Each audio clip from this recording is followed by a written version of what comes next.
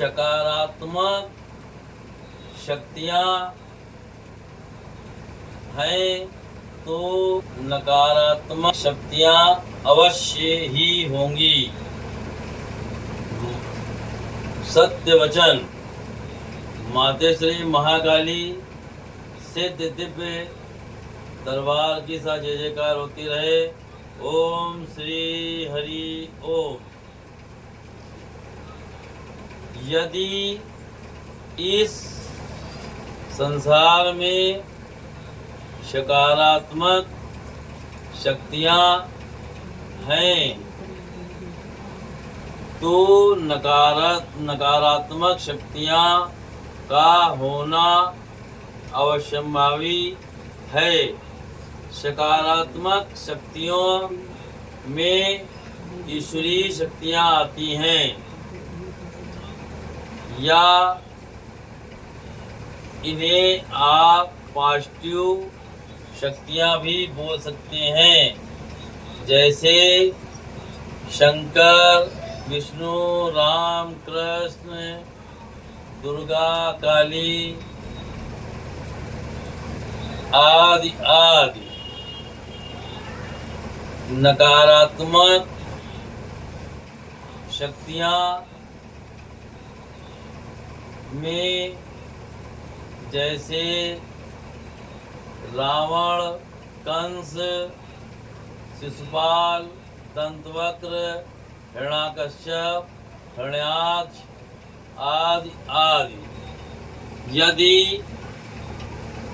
राम, कृष्ण आदि ये सकारात्मक शक्तियाँ हैं तो रावण, कुंभकर्ण, शिशुपाल, हिरण्याकश्यप, हिरण्याक्ष ये नकारात्मक शक्तियाँ हैं। परंतु अधिकांशतः देखा गया है कि बहुत से व्यक्ति ऐसे होते हैं जो सकारात्मक शक्तियाँ या ईश्वरीय शक्तियों पर तो विश्वास करते हैं कि ईश्वर होता है।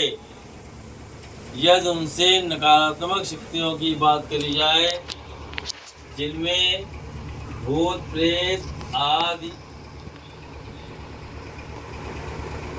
आते हैं तो उससे इनकार करते हैं। जबकि ना ही किसी ने सकारात्मक शक्तियों को आज तक देखा है, ना ही नकारात्मक शक्तियाँ सही रूप से आंखों से दिखाई पड़ती हैं। जिस मनुष्य पर सकारात्मक शक्तियों की कमी हो जाती है और नकारात्मक शक्तियों की बढ़ोतरी हो जाती है, वही इस चीज़ को महसूस कर सकता है। इसका परिणाम सबको दिखाई अवश्य पड़ता है, परंतु समझ हर कोई नहीं पाता।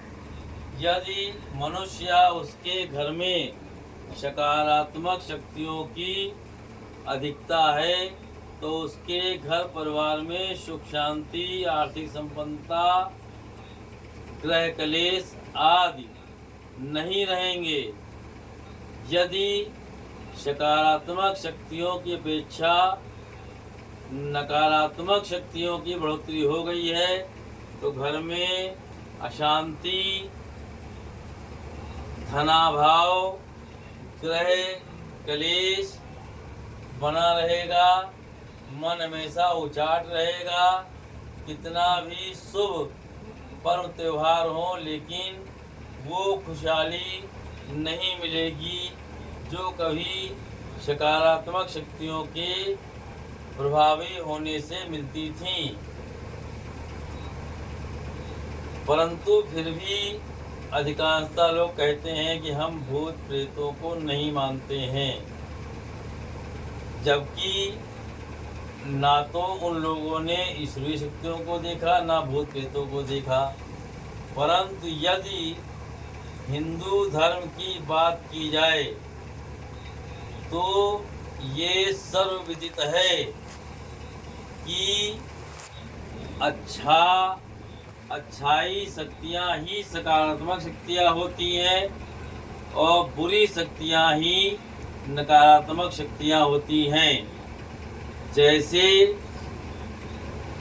पहले हिरण्याकश्यप और हिरण्याक्ष ने उत्पात मचाया, ये नकारात्मक शक्तियाँ हैं।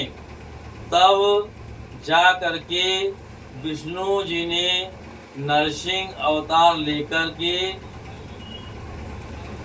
हिरण्याकश्यप का उद्धार किया।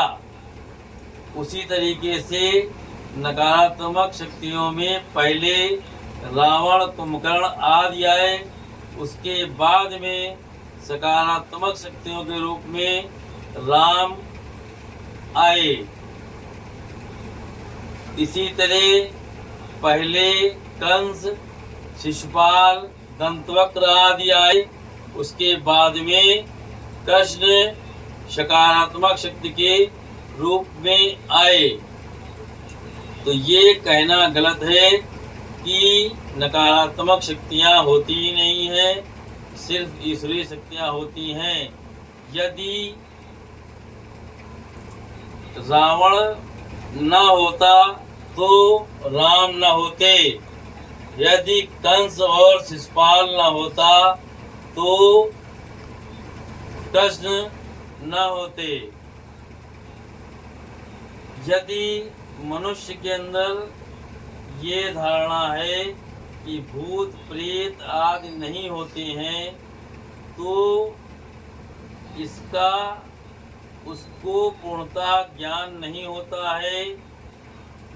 यदि वो पूर्ण रूप से धार्मिक ग्रंथों का अध्ययन करता है तो उसे पता चल जाता है कि भूत प्रेत आदि नकारात्मक शक्तियाँ अवश्य होती हैं, क्योंकि पुराणों में जो गरुड़ पुराण है वो इसी बात का प्रतीक है।